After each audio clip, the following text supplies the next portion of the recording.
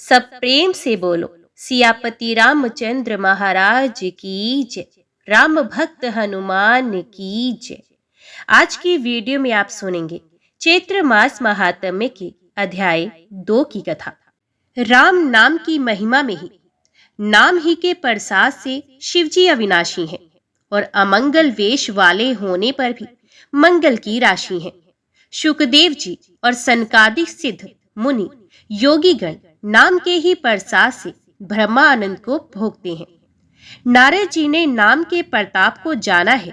हरि सारे संसार को प्यारे हैं, हरि को हर प्यारे हैं और आप श्री नारद जी हरि और हर दोनों को प्रिय हैं। नाम के जपने से प्रभु ने कृपा की, जिससे प्रहलाद भक्त शिरोमणि हो गए। ध्रुव जी ने गलानी से हरि नाम को जपा और उसके प्रताप से अचल अनुपम स्थान ध्रुव लोक प्राप्त किया। हनुमान जी ने पवित्र नाम का स्मरण करके श्री राम जी को अपने वश में कर रखा है। नीच अजामिल गज और वैश्या भी श्री हरि के नाम के प्रभाव से मुक्त हो गए। मैं नाम की बढ़ाई कहां तक कहूं, राम भी नाम के गुणों को नहीं गा सकती। कलयुग में राम का नाम कल्पतरु और कल्याण का निवास है, जिसको स्मरण करने से भाग सात तुलसीदास तुलसी के समान पवित्र हो गया। केवल कलयुग की ही बात नहीं, चारों युगों में, तीनों कालों में, तीनों लोकों में नाम को जपकर जीव शोक रहित हुए हैं। वेद पुराण और संतों का मत यही है कि समस्त पुण्यों का फल श्री राम जी में या राम नाम में प्रेम होना है। पहले सत्य युग में ध्यान से, दूसरे त्रेता युग में यज्ञ से, द्वापर में पूजन से भगवान प्रसन्न होते हैं। परंतु कलयुग केवल पाप की जड़ और मलिन है। इसे मनुष्यों का मन पाप रूपी समुद्र में मछली बना हुआ है। ऐसे कलयुग के काल में तो नाम ही कल्प वृक्ष है, जो स्मरण करते ही संसार के सब जंजालों को नाश कर देने वाला है। कलयुग में ये राम नाम मनोवांछित फल देने वाला है। परलोक का परम हितैषी और इस लोक का माता पिता है। कलयुग में न कर्म है, न भक्ति, न ज्ञान। राम नाम ही एक आधार है। कपट की खान कलयुग रूपी काल नेमी के मारने के लिए राम नाम ही बुद्धिमान और समर्थ श्री हनुमान जी हैं। राम नाम श्री नरसिंह भगवान है। कलयुग हिरण्यकश्यपु है और जप करने वाले जन प्रहलाद के समान है। ये राम नाम देवताओं के शत्रु कलयुग रूपी दैत्य को मारकर जप करने वालों की रक्षा करेगा। अच्छे भाव प्रेम से, बुरे भाव वैर से, क्रोध से या आलस्य से, किसी तरह से भी नाम जपने से 10 दिशाओं में कल्याण होता है। उसी परम कल्याणकारी राम नाम का स्मरण करके और श्री रघुनाथ जी को मस्तक नवाकर मैं राम जी के गुणों का वर्णन करता हूँ। वे श्री राम जी मेरी बिगड़ी सब तरह से सुधार लेंगे, जिनकी कृपा करने से ही नहीं अघाती। राम से उत्तम स्वामी और मुझ सरीखा बुरा सेवक, इतने पर भी उन दया निधि ने अपनी ओर देखकर मेरा पालन किया। लोक और वेद में भी अच्छे स्वामी की यही रीति प्रसिद्ध है कि वह विनय सुनते ही प्रेम को पहचान लेता है।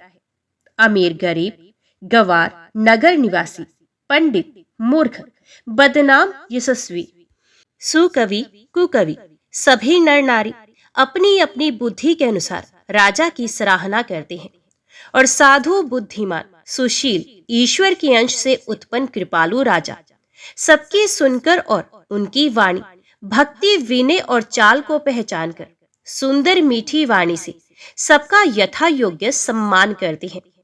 ये स्वभाव तो संसारी राजाओं का है। कौशलनाथ श्री रामचंद्र जी तो चतुर शिरोमणि हैं। श्री राम जी तो विशुद्ध प्रेम से ही रिश्ते हैं। पर जगत में मुझसे बढ़कर मूर्ख और मलिन बुद्धि और कौन होगा। तथापि कृपालु श्री रामचंद्र जी मुझ दुष्ट सेवक की प्रीति और रुचि को वश्य रखेंगे, जिन्होंने पत्थरों को जहाज और बंदर भालुओं को बुद्धिमान मंत्री बना लिया। सब लोग मुझे श्री राम जी का सेवक कहते हैं और मैं भी बिना लज्जा संकोच के कहलाता हूँ। कहने वालों का विरोध नहीं करता। कृपालु श्री राम जी इस निंदा को सहते हैं कि श्री सीतानाथ जी जैसे स्वामी का तुलसीदास सा सेवक है। यह मेरी बहुत बड़ी ढिठाई और दोष है। मेरे पाप को सुनकर नर्क ने भी नाक सिकोड़ ली है। ये समझकर मुझे अपने ही कल्पित डर से डर हो रहा है, किंतु भगवान श्री रामचंद्र जी ने तो स्वप्न में भी इस पर ध्यान नहीं दिया। वरम मेरे प्रभु श्री रामचंद्र जी ने तो इस बात को सुनकर, देखकर और अपने सूचित रूपी चक्षु से निरीक्षण करके मेरी भक्ति और बुद्धि की उल्टी सराहना की, क्योंकि कहने में चाहे बिगड़ जाए परंतु हृदय में अच्छापन होना चाहिए। श्री रामचंद्र जी भी दास के हृदय की अच्छी स्थिति जानकर रीझ जाते हैं। प्रभु के चित्त में अपने भक्तों की हुई भूल चूक याद नहीं रहती, वे उसे भूल जाते हैं और उनके हृदय को सौ सौ बार याद करते रहते हैं। जिस पाप के कारण उन्होंने बाली को व्याध की तरह मारा था, वैसी ही कुचाल फिर सुग्रीव ने चली। वे करनी विभीषण की थी, परंतु श्री रामचंद्र जी ने स्वप्न में भी उसका मन में विचार नहीं किया। उल्टे भरत जी से मिलने के समय श्री रघुनाथ जी ने उनका सम्मान किया और राजसभा में भी उनके गुणों का बखान किया। प्रभु श्री रामचंद्र जी तो वृक्ष के नीचे और बंदर डाली पर, परंतु ऐसे बंदरों को भी उन्होंने अपने समान बना लिया। तुलसीदास जी कहते हैं कि श्री रामचंद्र जी सरीखे शील निधान स्वामी कहीं भी नहीं है। हे श्री राम जी, आपकी अच्छाई से सभी का भला हो। यदि ये बात सच है तो तुलसीदास का भी सदा कल्याण ही होगा। इस प्रकार अपने गुण दोषों को कहकर और सबको फिर सर नवाकर मैं श्री रघुनाथ जी का निर्मल यश वर्णन करता हूँ, जिसके सुनने से कलयुग के पाप नष्ट हो जाते हैं। मुनि याज्ञवल्क्य जी ने जो सुहावनी कथा मुनि श्रेष्ठ भारद्वाज जी को सुनाई थी, उसी संवाद को मैं बखान कर कहूंगा। सब सज्जन सुख का अनुभव करते हुए उसे सुने। शिवजी ने पहले इस सुहावने चरित्र को रचा, फिर कृपा करके पार्वती जी को सुनाया। वही चरित्र शिवजी ने काकभूषणी जी को राम भक्त और अधिकारी पहचान कर दिया।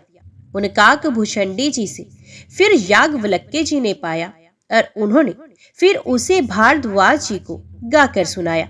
वे दोनों वक्ता और श्रोता याज्ञवल्क्य और भारद्वाज समान शील वाले और समदर्शी हैं और श्रीहरि की लीला को जानते हैं।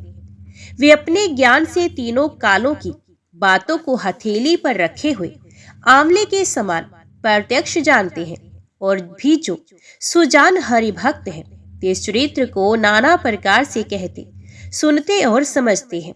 फिर वही कथा मैंने वराह क्षेत्र में अपने गुरुजी से सुनी, परंतु उस समय मैं लड़कपन के कारण बहुत बेसमझ था, इससे उसको उस प्रकार अच्छी तरह समझा नहीं।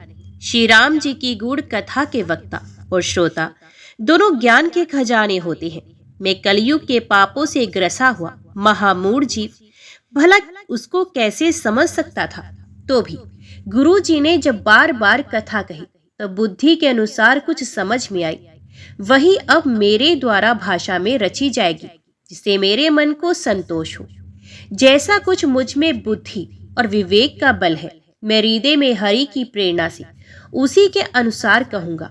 मैं अपने संदेह, अज्ञान और भ्रम को हरने वाली कथा रचता हूँ, जो संसार रूपी नदी के पार करने के लिए नाव है।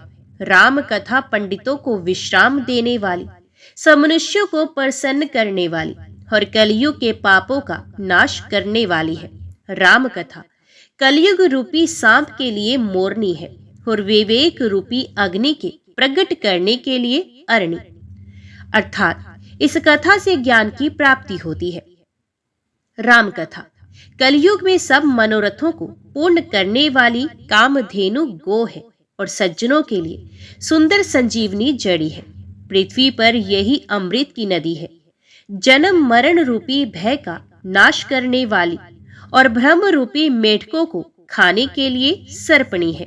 ये राम कथा असुरों की सेना के समान नरकों का नाश करने वाली और साधु रूप देवताओं के कुल का हित करने वाली पार्वती दुर्गा है। ये संत समाज रूपी क्षीर समुद्र के लिए लक्ष्मी जी के समान है और संपूर्ण विश्व का भार उठाने में अचल पृथ्वी के समान है। यमदूतों के मुख पर कालिख लगाने के लिए ये जगत में यमुना जी के समान है और जीवों को मुक्ति देने के लिए मानो काशी ही है। ये श्री राम जी को पवित्र तुलसी के समान प्रिय है और तुलसीदास के लिए हुलसी तुलसीदास जी की माता के समान हृदय से हित करने वाली है। ये राम कथा शिव जी को नर्मदा जी के समान प्यारी है। ये सब सिद्धियों की तथा सुख संपत्ति की राशि है। सद्गुणी रूपी देवताओं के उत्पन्न और पालन पोषण करने के लिए माता अदिति के समान है। श्री रघुनाथ जी की भक्ति और प्रेम की परम सीमा सी है। तुलसीदास जी कहते हैं कि राम कथा मंदाकिनी नदी है, सुंदर निर्मल चित्रकूट है और सुंदर स्नेह ही वन है जिसमें श्री सीता राम जी विहार करते हैं। श्री रामचंद्र जी का चरित्र सुंदर चिंतामणि है और संतों की सुबुद्धि रूपी स्त्री का सुंदर श्रृंगार है। श्री रामचंद्र जी के गुण समूह जगत का कल्याण करने वाले हैं और मुक्ति धन धर्म और परम धाम के देने वाले हैं। ज्ञान वैराग्य और योग के लिए सद्गुरु हैं और संसार रूपी भयंकर रोग का नाश करने के लिए देवताओं के वैद्य अश्विनी कुमार के समान है। ये श्री सीता राम जी के प्रेम के उत्पन्न करने के लिए माता पिता हैं और संपूर्ण व्रत धर्म और नियमों के बीज हैं। पाप संताप और शोक का नाश करने वाले तथा इस लोक और परलोक के प्रिय पालन करने वाले हैं। विचार ज्ञान रूपी राजा के शूरवीर मंत्री और लोभ रूपी अपार समुद्र के सोखने के लिए अगस्त्य मुनि हैं। भक्तों के मन रूपी वन में बसने वाले काम क्रोध और कलयुग के पाप रूपी हाथियों के मारने के लिए सिंह के बच्चे हैं। शिव जी के पूज्य और प्रियतम अतिथि हैं और दरिद्रता रूपी दावा नल की बुझाने के लिए कामना पूर्ण करने वाले मेघ हैं। विषय रूपी सांप का जहर उतारने के लिए मंत्र और महामणि है। ये ललाट पर लिखे हुए कठिनता से मिटने वाले बुरे लेखों मंद प्रारब्ध को मिटा देने वाले हैं। अज्ञान रूपी अंधकार के हरण करने के लिए सूर्य किरणों के समान और सेवक रूपी धान के लिए करने में मेघ के समान है। मनोवांछित वस्तु देने में श्रेष्ठ कल्प वृक्ष के समान है और सेवा करने में हरिहर के समान सुलभ और सुख देने वाले हैं। सुख विरूपी शरद ऋतु के मन रूपी आकाश को सुशोभित करने के लिए तारागण के समान और श्री राम जी के भक्तों को जीवन धन ही देने वाले हैं। संपूर्ण पुण्यों के फल महान भोगों के समान है। जगत को शल रहित यथार्थ हित करने में साधु संतों के समान है। सेवकों के मन रूपी मान सरोवर के लिए हंस के समान और पवित्र करने में गंगा जी के समान तरंगमालाओं के समान है। श्री राम जी के गुणों के समूह कुमार्ग कुकतर्क कुचाल और कलयुग के कपट दंभ और पाखंड के जलाने के लिए वैसे ही है जैसे ईंधन के लिए प्रचंड अग्नि। रामचरित्र पूर्णिमा के चंद्रमा की किरणों के समान सभी को सुख देने वाले हैं, परंतु सज्जन रूपी कुमुदनी और चकोर के चित्त के लिए तो विशेष हितकारी और महान लाभदायक है। जिस प्रकार श्री पार्वती जी ने श्री शिव जी से प्रश्न किया और जिस प्रकार से श्री शिव जी ने विस्तार से उसका उत्तर कहा, ये सब कारण मैं विचित्र कथा की रचना करके गाकर कहूंगा। जिसने ये कथा पहले ना सुनी हो वे इसे सुनकर आश्चर्य ना करे। जो ज्ञानी इस विचित्र कथा को सुनते हैं वे यही जानकर आश्चर्य नहीं करते कि संसार में राम कथा की कोई सीमा नहीं है। राम कथा अनंत है। उनके मन में ऐसा विश्वास रहता है। नाना प्रकार से श्री रामचंद्र जी के अवतार हुए हैं और 100 करोड़ तथा अपार रामायण है। कल्प भेद के अनुसार श्री हरि के सुंदर चरित्र को मुनीश्वरों ने अनेकों प्रकार से गाया है। हृदय में ऐसा विचार कर संदेह ना कीजिए और आदर सहित प्रेम से इस कथा को सुनिए। श्री रामचंद्र जी अनंत है, उनके गुण भी अनंत है और उनकी कथाओं का विस्तार भी असीम है। अतएव जिनके विचार निर्मल हैं वे इस कथा को सुनकर आश्चर्य नहीं मानेंगे। इस प्रकार सब संदेहों को दूर करके और श्री गुरु जी के चरण कमलों की रज को सर पर धारण करके मैं पुनः हाथ जोड़कर सबकी विनती करता हूँ, जिसे कथा की रचना में कोई दोष स्पर्श ना कर पाए। अब मैं आदर पूर्वक श्री शिव जी को सर नवाकर श्री रामचंद्र जी के गुणों की निर्मल कथा कहता हूँ। श्री हरि के चरणों पर सर रखकर संवत में इस कथा का आरंभ करता हूँ। चैत्र मास की नवमी तिथि मंगलवार को श्री अयोध्या जी में ये चरित्र प्रकाशित हुआ, जिस दिन श्री राम जी का जन्म होता है। वेद कहते हैं कि उस दिन सारे तीर्थ वहां श्री अयोध्या जी में चले आते हैं। असुर, नाग, पक्षी, मनुष्य, मुनि और देवता सब अयोध्या जी में आकर श्री रघुनाथ जी की सेवा करते हैं। बुद्धिमान लोग जन्म का महोत्सव मनाते हैं और श्री रामचंद्र जी की सुंदर कीर्ति का गान करते हैं। सज्जनों के बहुत से समूह उस दिन श्री सरयू जी के पवित्र जल में स्नान करते हैं और हृदय में सुंदर श्याम शरीर श्री रघुनाथ जी का ध्यान करके उनके नाम का जप करते हैं। वेद पुराण कहते हैं कि श्री सरयू जी का दर्शन, स्पर्श, स्नान और जलपान पापों को हरता है। यह नदी बड़ी ही पवित्र है। इसकी महिमा अनंत है, जिसे विमल बुद्धि वाले सरस्वती जी भी नहीं कह सकती। ये शोभायमान अयोध्यापुरी श्री रामचंद्र जी के परम धाम की देने वाली है। सब लोगों में प्रसिद्ध है और अत्यंत पवित्र है। जगत में 4 खानी प्रकार के अनंत जीव है। इनमें से जो कोई भी अयोध्या जी में शरीर छोड़ते हैं वे फिर संसार में नहीं आते। इस अयोध्यापुरी को सब प्रकार से मनोहर, सब सिद्धियों की देने वाली और कल्याण की खान समझकर मैंने इस निर्मल कथा का आरंभ किया, जिसके सुनने से काम, मद और दंभ नष्ट हो जाते हैं। इसका नाम रामचरितमानस है, जिसके कानों से सुनते ही शांति मिलती है। मन रूपी हाथी विश्व रूपी दावानल में जल रहा है। वह यदि इस रामचरितमानस रूपी सरोवर में आ पड़े तो सुखी हो जाए। ये रामचरितमानस मुनियों का प्रिय है। इस सुहावनी और पवित्र मानस की शिवजी ने रचना की। ये तीनों प्रकार के दोषों, दुखों और दरिद्रता को तथा कलयुग की कुचालों और सब पापों का नाश करने वाला है। श्री महादेव जी ने इसको रचकर अपने मन में रखा था और सुअवसर पाकर पार्वती जी से कहा। इसी से शिवजी ने इसको अपने हृदय में देखकर और प्रसन्न होकर इसका सुंदर रामचरितमानस नाम रखा। मैं उसी सुख देने वाली सुहावनी राम कथा को कहता हूँ। हे सज्जनों, आदर पूर्वक मन लगाकर इसे सुनिए। ये रामचरितमानस जैसा है, जिस प्रकार बना है और जिस हेतु से जगत में इसका प्रचार हुआ है, अब वही सब कथा मैं श्री उमा महेश्वर का स्मरण करके कहता हूँ। श्री शिव जी की कृपा से उसके हृदय में सुंदर बुद्धि का विकास हुआ, जिससे ये तुलसीदास श्री रामचरितमानस का कवि हुआ। अपनी बुद्धि के अनुसार तो विषय मनोहर भी बनाता है, किंतु फिर भी हे सज्जनों, सुंदर चित्त से सुनकर इसे आप सुधार लीजिए। सुंदर सात्विकी बुद्धि भूमि है, हृदय ही उसमें गहरा स्थान है। वेद पुराण समुद्र हैं और साधु संत मेघ हैं। वे साधु रूपी मेघ श्री राम जी के सुयश रूपी सुंदर, मधुर, मनोहर और मंगलकारी जल की वर्षा करते हैं। सगुण लीला का जो विस्तार से वर्णन करते हैं, वही राम सुयश रूपी जल की निर्मलता है, जो मल का नाश करती है और जिस प्रेमा भक्ति का वर्णन नहीं किया जा सकता, वही इस जल की मधुरता और सुंदर शीतलता है। वह राम सुयश रूपी जल सतकर्म रूपी धान के लिए हितकर है और श्री राम जी के भक्तों का तो जीवन ही है।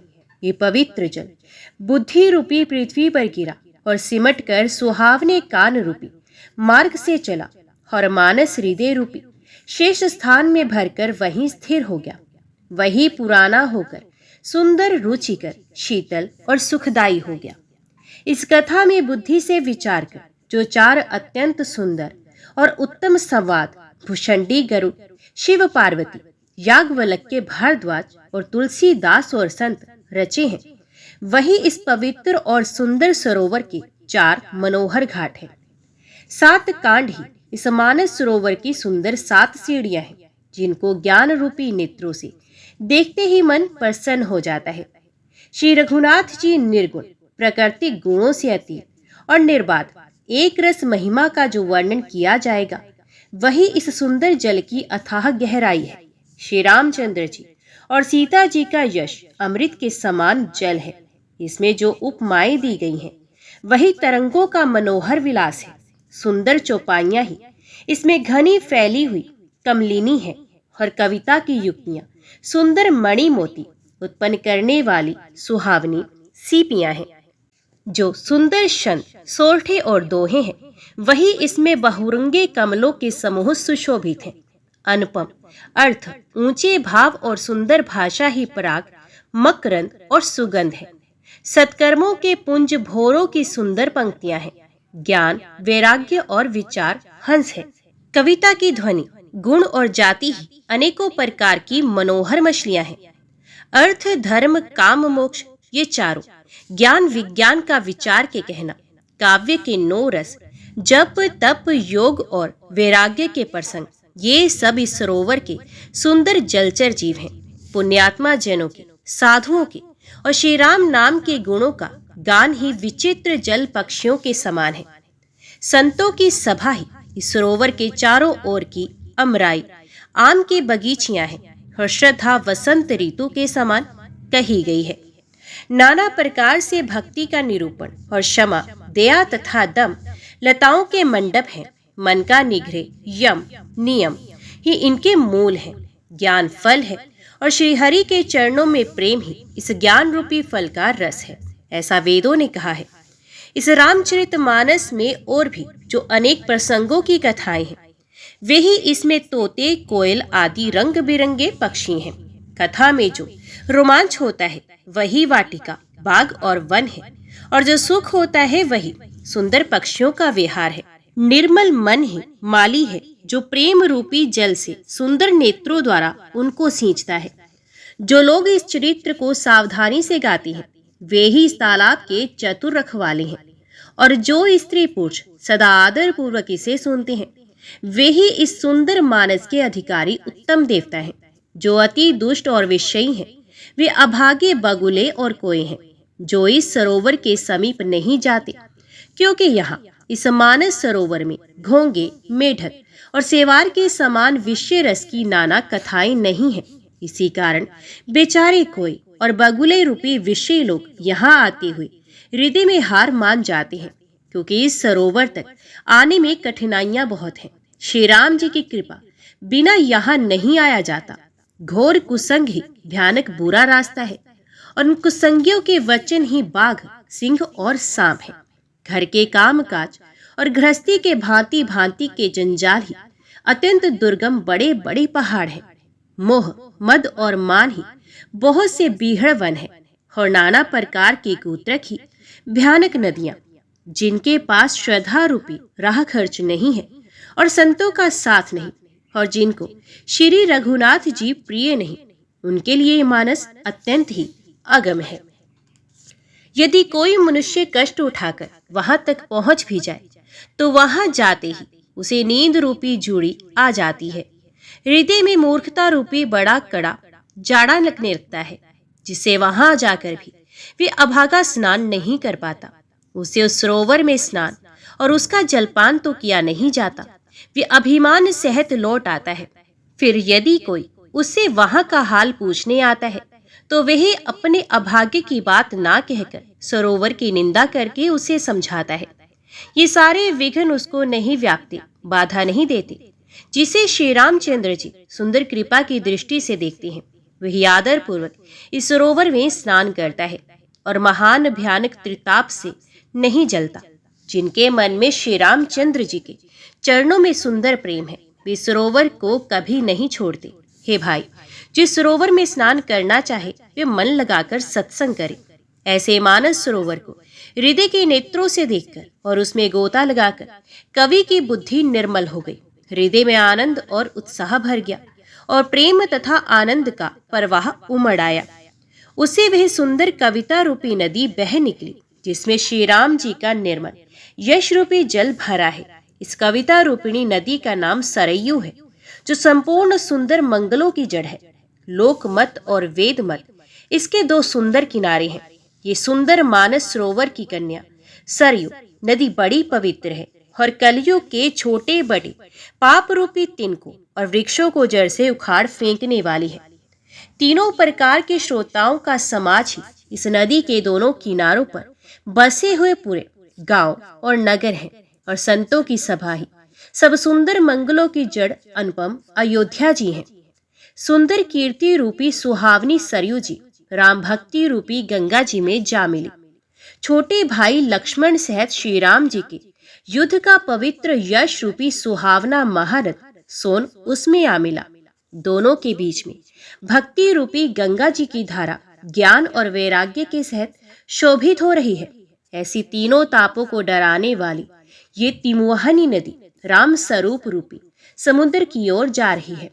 इस कीर्ति रूपी सरयू का मूल मानस श्री रामचरित है और ये राम भक्ति रूपी गंगा जी में मिली हुई है, इसलिए ये सुनने वाले सज्जनों के मन को पवित्र कर देगी।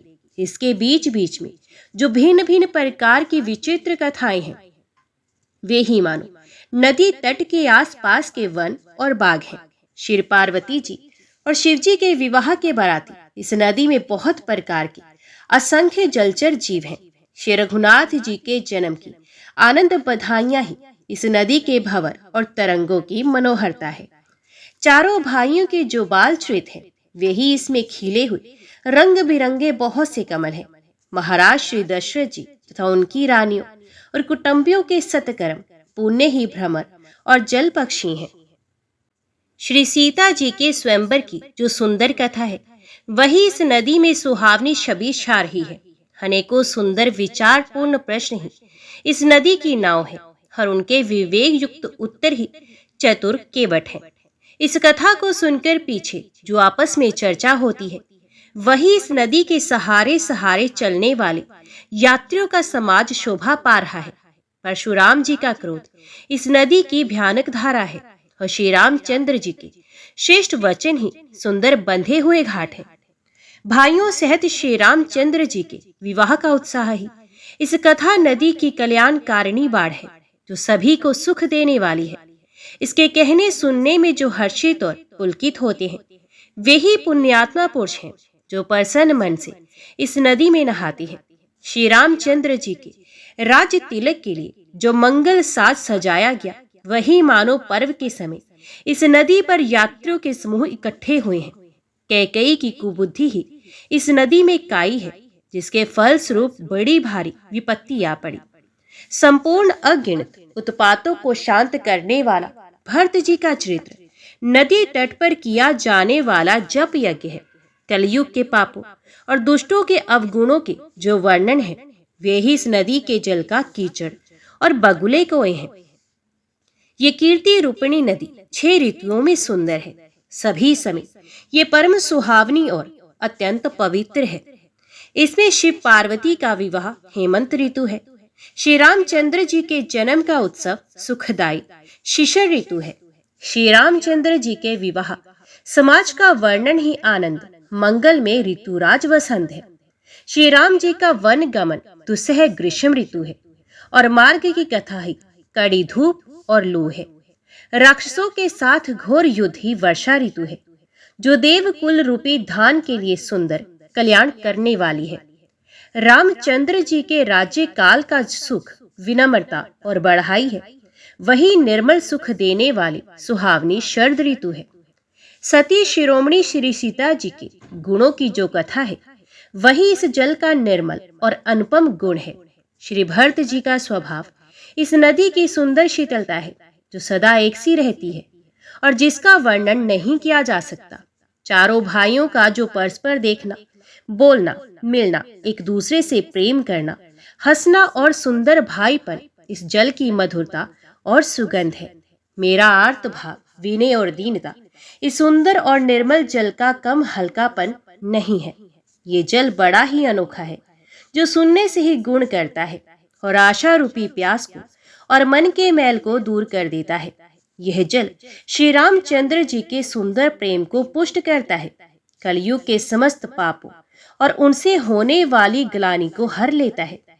संसार के जन्म मृत्यु श्रम को सोख लेता है, संतोष को भी संतुष्ट करता है और पाप ताप दरिद्रता और दोषों को नष्ट कर देता है। यह जल काम क्रोध मद और मोह का नाश करने वाला और निर्मल ज्ञान और वैराग्य को बढ़ाने वाला है। इसमें आदर पूर्वक स्नान करने से और इसे पीने से हृदय में रहने वाले सब पाप ताप मिट जाते हैं। जिन्होंने इस राम सुयश रूपी जल से अपने हृदय को नहीं धोया, वे कायर कलिकाल के द्वारा ठगे गए। जैसे प्यासा हिरण सूर्य की किरणों के रेत पर पड़ने से उत्पन्न हुए जल के भ्रम को वास्तविक जल समझकर पीने को दौड़ता है और जल ना पाकर दुखी होता है, वैसे ही ये कलयुग से ठगे हुए जीव भी विषयों के पीछे भटक कर दुखी होंगे। अपनी बुद्धि के अनुसार इस सुंदर जल के गुणों को विचार कर उसमें अपने मन को स्नान कराकर और श्री भवानी शंकर को स्मरण करके कवि तुलसीदास सुंदर कथा कहता है। मैं अब श्री रघुनाथ जी के चरण कमलों को हृदय में धारण कर और उनका प्रसाद पाकर दोनों श्रेष्ठ मुनियों के मिलन का सुंदर संवाद वर्णन करता हूँ। भारद्वाज मुनि प्रयाग में बसते हैं। उनका श्री राम जी के चरणों में अत्यंत प्रेम है। वे तपस्वी, निगृहित चित, जितेंद्रिय, दया के निधान और परमार्थ के मार्ग में बड़े ही चतुर हैं। माघ में जब सूर्य मकर राशि पर जाते हैं तब सब लोग तीर्थराज प्रयाग को आते हैं। देवता, दैत्य, किन्नर और मनुष्यों के समूह सब आदर पूर्वक त्रिवेणी में स्नान करते हैं। श्रीवेणी माधव जी के चरण कमलों को पूजते हैं और अक्षय वट का स्पर्श कर उनके शरीर पुलकित होते हैं। भारद्वाज जी का आश्रम बहुत ही पवित्र, परम रमणीय और श्रेष्ठ मुनियों के मन को भाने वाला है। तीर्थराज प्रयाग में जो स्नान करने जाते हैं उन ऋषि मुनियों का समाज वहां भारद्वाज के आश्रम में जुटता है। प्रातः काल सब उत्साह पूर्वक स्नान करते हैं, फिर परस्पर भगवान के गुणों की कथाएं कहते हैं। ब्रह्म का निरूपण, धर्म का विधान और तत्वों के विभाग का वर्णन करते हैं तथा ज्ञान वैराग्य से युक्त भगवान की भक्ति का कथन करते हैं। इसी प्रकार माघ के महीने भर स्नान करते हैं और फिर सब अपने अपने आश्रमों को चले जाते हैं। हर साल वहां इसी तरह बड़ा आनंद होता है। मकर में स्नान करके मुनिगण चले जाते हैं। एक बार पूरे मकर भर स्नान करके जब मुनीश्वर अपने अपने आश्रम को लौट गए, परम ज्ञानी याज्ञवल्क्य मुनि को चरण पकड़कर भारद्वाज जी ने रख लिया। आदर पूर्वक उनके चरण कमल धोए और बड़े ही पवित्र आसन पर उन्हें बैठाया। पूजा करके मुनि याज्ञवल्क्य जी के सुयश का वर्णन किया और फिर अत्यंत पवित्र और कोमल वाणी से बोले, हे नाथ, मेरे मन में एक बड़ा संदेह है। वेदों का तत्व सब आपकी मुट्ठी में है, पर उस संदेह को कहते मुझे भय और लाज आती है। भय इसलिए कि कहीं आप ये ना समझे कि मेरी परीक्षा ले रहा है, लाज इसलिए कि इतनी आयु बीत गई, अब तक ज्ञान नहीं हुआ, और यदि यह नहीं कहता तो बड़ी हानि होती है, क्योंकि अज्ञानी बना रहता हूँ। हे प्रभु, संत लोग ऐसी नीति कहते हैं और वेद पुराण तथा मुनिजन भी यही बताते हैं कि गुरु के साथ छिपाव करने से हृदय में निर्मल ज्ञान नहीं होता। यही सोचकर मैं अपना अज्ञान प्रकट करता हूँ। हे नाथ, सेवक पर कृपा करके इस अज्ञान का नाश कीजिए। संतों, पुराणों और उपनिषदों ने राम नाम के असीम प्रभाव का गान किया है। कल्याण स्वरूप ज्ञान और गुणों की राशि अविनाशी भगवान शंभु निरंतर राम नाम का जप करते रहते हैं। संसार में 4 जाति के जीव हैं। काशी में मरने से सभी परम पद को प्राप्त करते हैं। हे मुनिराज, वे भी राम नाम की ही महिमा है, क्योंकि शिव जी महाराज दया करके काशी में मरने वाले जीव को राम नाम का ही उपदेश करते हैं। इसी से उनको परम पद मिलता है। हे प्रभु, मैं आपसे पूछता हूँ कि वे राम कौन है? हे कृपा निधान, मुझे समझाकर कहिए। एक राम तो अवध नरेश दशरथ जी के कुमार हैं। उनका चरित्र सारा संसार जानता है। उन्होंने स्त्री के विरह में अपार दुख उठाया और क्रोध आने पर युद्ध में रावण को मार डाला। हे प्रभु, वही राम है या कोई दूसरे हैं जिनको शिवजी जपते हैं? आप सत्य के धाम हैं और सब कुछ जानते हैं, ज्ञान विचार कर कहिए। हे नाथ, जिस प्रकार से मेरा ये भारी भ्रम मिट जाए, अब वही कथा विस्तार पूर्वक कहिए। इस पर याज्ञवल्क्य जी मुस्कुराकर बोले, श्री रघुनाथ जी, प्रभुता को तुम जानते हो। तुम मन, वचन और क्रम से श्री राम जी के भक्त हो। तुम्हारी चतुराई को मैं जान गया। तुम श्री राम जी के रहस्यमय गुणों को सुनना चाहते हो, इसी से तुमने ऐसा प्रश्न किया, मानो बड़े ही मूढ़ हो। हे तात, तुम आदर पूर्वक मन लगाकर सुनो। मैं श्री रामचंद्र जी की सुंदर कथा कहता हूँ। बड़ा भारी अज्ञान विशाल महिषासुर है और श्री राम जी की कथा उसे नष्ट कर देने वाली भयंकर काली जी है। श्री राम जी की कथा चंद्रमा की किरणों के समान है, जिसे संत रूपी चकोर सदा पान करते हैं। ऐसा ही संदेह पार्वती जी ने किया था, तो महादेव जी ने विस्तार से उसका उत्तर दिया था। अब मैं अपनी बुद्धि के अनुसार वही उमा और शिव जी का संवाद कहता हूँ। ये जिस समय और जिस हेतु से हुआ, उसे हे मुनि तुम सुनो, तुम्हारा विषाद मिट जाएगा। एक बार त्रेता युग में शिव जी अगस्त्य ऋषि के पास गए। उनके साथ जगत जननी भवानी सती जी भी थी। ऋषि ने संपूर्ण जगत के ईश्वर जानकर उनका पूजन किया। मुनिवर अगस्त्य जी ने राम कथा विस्तार से कही, जिसको महेश्वर ने परम सुख मानकर सुना। फिर ऋषि ने शिवजी से सुंदर हरि भक्ति पूछी और शिवजी ने उनको अधिकारी पाकर रहस्य सहित भक्ति का निरूपण किया। श्री रघुनाथ जी के गुणों की कथाएं कहते सुनते कुछ दिनों तक शिवजी वहीं रहे। फिर मुनि से विदा मांगकर शिवजी दक्ष कुमारी सती जी के साथ अपने घर कैलाश को चले गए। उन्हीं दिनों पृथ्वी का भार उतारने के लिए श्रीहरि ने रघुवंश में अवतार लिया था। वे अविनाशी भगवान उस समय पिता के वचन से राज्य का त्याग करके तपस्वी या साधु वेश में दंडक वन में विचर रहे थे। शिवजी हृदय में विचारते जा रहे थे कि भगवान के दर्शन मुझे किस प्रकार हो। प्रभु ने गुप्त रूप से अवतार लिया है, मेरे जाने से सब लोग जान जाएंगे। श्री शंकर जी के हृदय में इस बात को लेकर बड़ी खलबली उत्पन्न हो गई, परंतु सती जी इस भेद को नहीं जानती थी। तुलसीदास जी कहते हैं, शिवजी के मन में भेद खुलने का डर था, परंतु दर्शन के लोभ से उनके नेत्र ललचा रहे थे। रावण ने ब्रह्मा जी से अपनी मृत्यु मनुष्य के हाथ से मांगी थी। ब्रह्मा जी के वचनों को प्रभु सत्य करना चाहते थे। मैं जो पास नहीं जाता हूँ तो बड़ा पछतावा रह जाएगा। इस प्रकार शिव जी विचार करते थे, परंतु कोई भी युक्ति ठीक नहीं बैठती थी। इस प्रकार महादेव जी चिंता के वश में हो गए। उसी समय नीच रावण ने जाकर मारीच को साथ लिया और वह मारीच तुरंत कपट मृग बन गया। मूर्ख रावण ने छल करके सीता जी को हर लिया।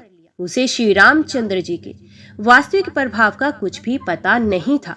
मृग को मारकर भाई लक्ष्मण सहित श्रीहरि आश्रम में आए और उसे खाली देखकर उनके नेत्रों में आंसू भर आए। श्री रघुनाथ जी मनुष्यों की भांति विरह से व्याकुल हैं और दोनों भाई वन में सीता को खोजते हुए फिर रहे हैं। जिनके कभी कोई संयोग वियोग नहीं, उनमें प्रत्यक्ष विरह का दुख देखा गया। श्री रघुनाथ जी का चरित्र बड़ा ही विचित्र है। उसको पहुंचे हुए ज्ञानी जन ही जानते हैं। जो मंद बुद्धि हैं, वे तो विशेष रूप से मोह के वश होकर हृदय में कुछ दूसरी ही बात समझ बैठती हैं। श्री शिव जी ने उसी अवसर पर श्री राम जी को देखा और उनके हृदय में बहुत भारी आनंद उत्पन्न हुआ। उन शोभा के समुद्र श्री रामचंद्र जी को शिव जी ने नेत्र भरकर देखा, परंतु अवसर ठीक न जानकर परिचय नहीं किया। जगत के पवित्र करने वाले सच्चिदानंद की जय हो। इस प्रकार कहकर कामदेव का नाश करने वाले भगवान शिव जी चल पड़े। कृपा निधान शिव जी बार बार आनंद से पुलकित होते हुए सती जी के साथ चले जा रहे थे। सती जी ने शंकर जी की वे दशा देखी तो उनके मन में बड़ा संदेह उत्पन्न हुआ। वे मन ही मन कहने लगी, शंकर जी की सारा जगत वंदना करता है। वे जगत के ईश्वर हैं, देवता हैं, मनुष्य मुनि सब उनके प्रति शरणवाती हैं। उन्होंने एक राजपुत्र को सच्चिदानंद परमधाम कहकर प्रणाम किया और उसकी शोभा देखकर वे इतने प्रेम मगन हो गए कि अब तक उनके हृदय में प्रीति रोकने से भी नहीं रुकती। जो ब्रह्म सर्वव्यापक, माया रहित, अजन्मा, अगोचर, इच्छा रहित और भेद रहित है और जिसे वेद भी नहीं जानते, क्या वह देह धारण करके मनुष्य हो सकता है? देवताओं के हित के लिए मनुष्य शरीर धारण करने वाले जो विष्णु भगवान है, ये भी शिव जी की ही भांति सर्वज्ञ है। विज्ञान के भंडार लक्ष्मीपति और असुरों के शत्रु भगवान विष्णु क्या अज्ञानी की तरह स्त्री को खोजेंगे? फिर शिवजी के वचन भी झूठे नहीं हो सकते। सब कोई जानते हैं कि शिवजी सर्वज्ञ हैं। सती के मन में इस प्रकार का अपार संदेह उठ खड़ा हुआ। किसी तरह भी उनके हृदय में ज्ञान का प्रादुर्भाव नहीं होता था। यद्यपि भवानी जी ने प्रकट कुछ नहीं कहा, पर अंतर्यामी शिवजी सब जान गए। वे बोले, हे सती सुनो, तुम्हारा स्त्री स्वभाव है, ऐसा संदेह मन में कभी नहीं रखना चाहिए। जिनकी कथा का गज से ऋषि ने गान किया और जिनकी भक्ति मैंने मुनि को सुनाई, ये वही मेरे इष्ट देव श्री रघुवीर जी हैं, जिनकी सेवा ज्ञानी मुनि सदा किया करते हैं। ज्ञानी मुनि योगी और सिद्ध निरंतर निर्मल चित्त से जिनका ध्यान करते हैं तथा वेद पुराण और शास्त्र नेति नेति कहकर जिनकी कीर्ति गाती हैं, उन्हीं सर्वव्यापक समस्त ब्रह्मांडों के स्वामी मायापति नित्य परम स्वतंत्र ब्रह्मरूप भगवान श्री राम जी ने अपने भक्तों के हित के लिए अपनी इच्छा से रघुकुल के मणि रूप में अवतार लिया है। यद्यपि शिवजी ने बहुत बार समझाया, फिर भी सती जी के हृदय में उनका उपदेश नहीं बैठा। तब महादेव जी मन में भगवान की माया का बल जानकर मुस्कुराते हुए बोले, जो तुम्हारे मन में बहुत संदेह है तो तुम जाकर परीक्षा क्यों नहीं कर लेती? जब तक तुम मेरे पास लौट आओगी तब तक मैं इसी बड़ की छांव में बैठा हूं। जिस प्रकार तुम्हारा ये अज्ञान जनित भारी भ्रम दूर हो, भली भांति विवेक के द्वारा सोच समझकर तुम वही करना। शिवजी की आज्ञा पाकर सती चली और मन में सोचने लगी कि भाई क्या करूं, कैसे परीक्षा लूं। इधर शिवजी ने मन में ऐसा अनुमान किया कि दक्ष कन्या सती का कल्याण नहीं है। जब मेरे समझाने से भी संदेह दूर नहीं होता तो मालूम होता है विधाता ही उल्टे हैं। अब सती का कुशल नहीं है। जो कुछ राम ने रच रखा है वही होगा। तर्क करके कौन शाखा विस्तार बढ़ाए। मन में ऐसा कहकर शिवजी भगवान श्री हरि का नाम जपने लगे और सती जी वहां गई जहाँ सुख के धाम प्रभु श्री रामचंद्र जी थे। सती बार बार मन में विचार कर सीता जी का रूप धारण करके उस मार्ग की ओर आगे होकर चली जिसे सती जी के विचार अनुसार मनुष्यों के राजा रामचंद्र जी आ रहे थे। सती जी के बनावटी वेश को देखकर लक्ष्मण जी चकित हो गए और उनके हृदय में बड़ा भ्रम हो गया। वे बहुत गंभीर हो गए, कुछ नहीं कह सके। धीर बुद्धि लक्ष्मण प्रभु रघुनाथ जी के प्रभाव को जानते थे। सब कुछ देखने वाले और सबके हृदय की जानने वाले देवताओं के स्वामी श्री रामचंद्र जी सती के कपट को जान गए। जिनके स्मरण मात्र से अज्ञान का नाश हो जाता है वही सर्वज्ञ भगवान श्री रामचंद्र जी हैं। स्त्री स्वभाव का असर तो देखो कि वहां उन सर्वज्ञ भगवान के सामने भी सती जी छिपाव करना चाहती थी। अपनी माया के बल को हृदय में बखान कर श्री रामचंद्र जी हंसकर कोमल वाणी से बोले। पहले प्रभु ने हाथ जोड़कर सती को प्रणाम किया और पिता सहित अपना नाम बताया। फिर कहा कि वृषकेतु शिवजी कहाँ हैं? आप यहाँ वन में अकेली किस लिए फिर रही हैं? श्री रामचंद्र जी के कोमल और रहस्य भरे वचन सुनकर सती जी को बड़ा संकोच हुआ। वे डरती हुई चुपचाप शिव जी के पास चली गई। उनके हृदय में बड़ी चिंता हो गई कि मैंने शंकर जी का कहना नहीं माना और अपने अज्ञान का श्री रामचंद्र जी पर आरोप किया। अब जाकर मैं शिव जी को क्या उत्तर दूंगी? यूं सोचते सोचते सती जी के हृदय में अत्यंत भयानक जलन पैदा हो गई। श्री रामचंद्र जी ने जान लिया कि सती जी को दुख हुआ। तब उन्होंने अपना कुछ प्रभाव प्रकट करके उन्हें दिखलाया। सती जी ने मार्ग में जाते हुए ये कौतुक देखा कि श्री रामचंद्र जी सीता जी और लक्ष्मण जी सहित आगे चले जा रहे हैं। इस अवसर पर सीता जी को इसलिए दिखाया कि सती जी श्री राम के सच्चिदानंदमय रूप को देखें। वियोग और दुख की कल्पना जो उन्हें हुई थी वे दूर हो जाए तथा वे प्रकृतिस्थ हो। तब उन्होंने पीछे की ओर फिर देखा तो वहां भी भाई लक्ष्मण जी और सीता जी के साथ श्री रामचंद्र जी सुंदर वेश में दिखाई दिए। वे जिधर देखती उधर ही प्रभु श्री रामचंद्र जी विराजमान हैं और सुचतुर सिद्ध मुनीश्वर उनकी सेवा कर रहे हैं। सती जी ने अनेक शिव, ब्रह्मा और विष्णु देखे जो एक से एक बढ़कर असीम प्रभाव वाले थे। उन्होंने देखा कि भांति भांति के वेश धारण किए सभी देवता श्री रामचंद्र जी की चरण वंदना और सेवा कर रहे हैं। उन्होंने अनगिनत अनुपम सती, ब्राह्मणी और लक्ष्मी देखी। जिस रूप में ब्रह्मा आदि देवता थे, उसी के अनुकूल रूप में उनकी ये सब शक्तियां भी थी। सती जी ने जहां तहां जितने रघुनाथ जी देखे, शक्तियों सहित वहां उतने ही सारे देवताओं को भी देखा। संसार में जो चराचर जीव हैं, वे भी अनेक प्रकार से सब देखे। उन्होंने देखा कि अनेकों वेश धारण करके देवता प्रभु श्री रामचंद्र जी की पूजा कर रहे हैं, परंतु श्री रामचंद्र जी का दूसरा रूप कहीं नहीं देखा। सीता सहित श्री रघुनाथ जी बहुत से देखे, परंतु उनके वेश अनेक नहीं थे। सब जगह वह रघुनाथ जी, वही लक्ष्मण और वही सीता जी। सती ऐसा देखकर बहुत ही डर गई। उनका हृदय कांपने लगा और देह की सारी सुध बुध जाती रही। वे आंख मूंद कर मार्ग में बैठ गई। फिर आंख खोलकर देखा तो वहां दक्ष कुमारी सती जी को कुछ भी नहीं दिखा। तो वे बार बार श्री रामचंद्र जी के चरणों में सर नवाकर वहां चली जहां श्री शिव जी थे। जब पास पहुंची तब श्री शिव जी ने हंसकर कुशल प्रश्न करके कहा कि तुमने राम जी की किस प्रकार परीक्षा ली, सारी बात सच सच बताओ। सब प्रेम से बोलो, सियापति रामचंद्र महाराज की जय।